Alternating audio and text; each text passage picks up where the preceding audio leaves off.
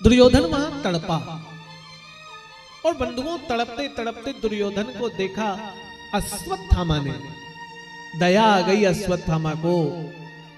अश्वत्थामा को लगा कि अपने मित्र के पास चले, अंतिम समय में मित्र के मन में जो हो वो कर दे।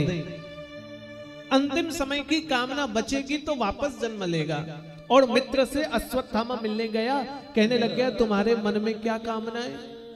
मित्र ने कहा मेरे मन में एक ही कामना, पांडवों का वध हो जाए, मैं पांडवों को मारूं, मैं पांडवों का मृतदेह देखना चाहता हूं, मृत मुख देखूं। यदि मैंने पांडवों को मरा हुआ देखा तो मेरे हृदय की धड़कती हुई वो ज्वालाग्नि, प्रतिशोध की भावना वो समाप्त हो जाएगी। बंधुओं, जीवन भर पांडवों से बैर रखने के कारण अंतिम समय में गोविंद की स्मृति नहीं हुई। जीवन भर पांडवों से वैर रखने के कारण अंतिम समय भगवान का ध्यान नहीं आया।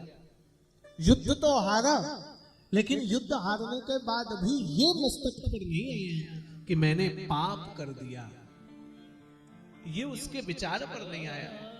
अश्वत्थामा को कहा जाओ, छल से बल से जैसे भी हो मारो।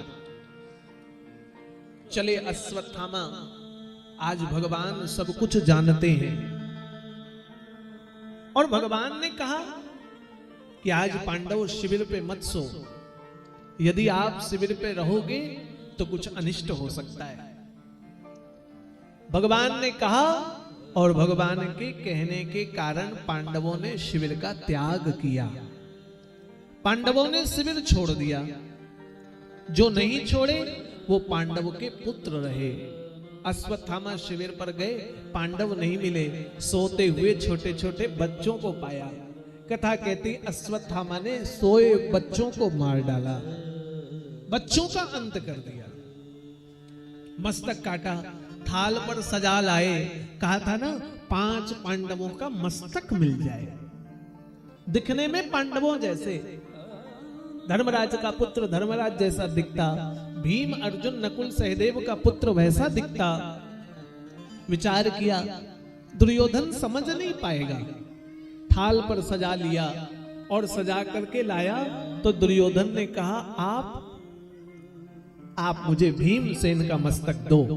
जिस भीमसेन ने मुझे मृत्यु के मुख पर पहुंचाया, जिस भीमसेन ने मेरा वध किया, जिस भीमसेन ने मुझे मरणासन की गति पर छोड़ा, आज मैं उस भीमसेन के मस्तक को अपने हाथों यदि मसल दूंगा तो सबसे पहले मेरे हृदय को शांति मिलेगी। मित्र, भीमसेन के पुत्र का मस्तक दिया, देखने में भीमसेन जैसा, और पकड़ के जैसे ही दाबा वो मांस का लोथड़ा फट गया।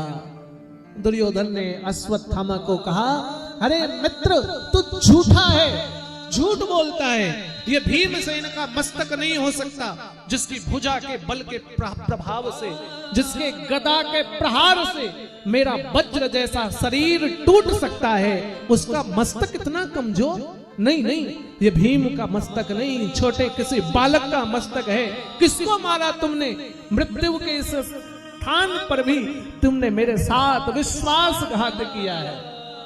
अश्वत्थामा ने कहा पांडव नहीं मिले दुर्योधन, मैंने पांडवों का वंश ही नाश कर दिया, मार दिया 5 पांडवों के पुत्र को, मैंने वध किया एक एक बालकों को।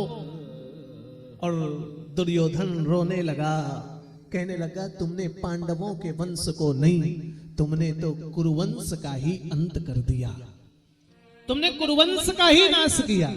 हमारे पुत्र युद्ध में मारे गए, कम से कम पांडवों के पुत्र थे तो हमारी तिलांजलि देते, गया श्राद्ध कराते, ब्राह्मणों को भोजन कराते, हमारे मृत्यु के बाद हमें मुखाग्नि देने के लिए कोई तो बचता।